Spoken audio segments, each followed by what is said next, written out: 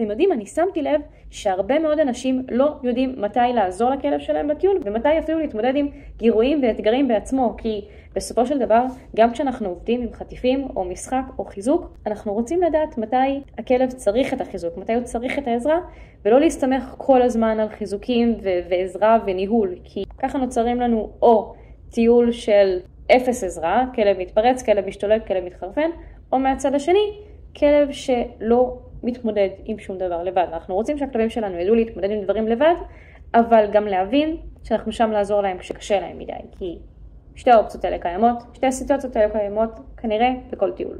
איך אנחנו עושים את הדבר הזה? יש הרבה מאוד סיטואציות שאני אישית עם מגי שלי, עם הכלבה שלי, יודעת מראש שאין לי מי לדבר.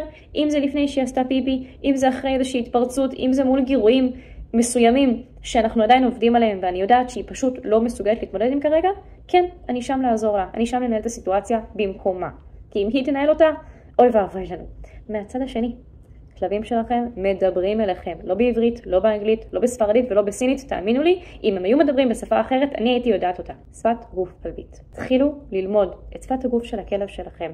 מתי האוזניים שלו עומדות, מתי האוזניים שלו יורדות, מתי האוזניים שלו צמודות, תתחילו להסתכל על כל שפת הגוף. כלב מקשקש, זה לא בהכרח כלב שמח. יש מלא סרטונים על זה ביוטיוב, וכמובן שאני פה לכל שאלה, לכל סרטון, לכל התייעצות, תתחילו לראות מה הכלבים שלכם אומרים לכם, ואתם תוכלו לפי זה לעזור להם בכל סיטואציה.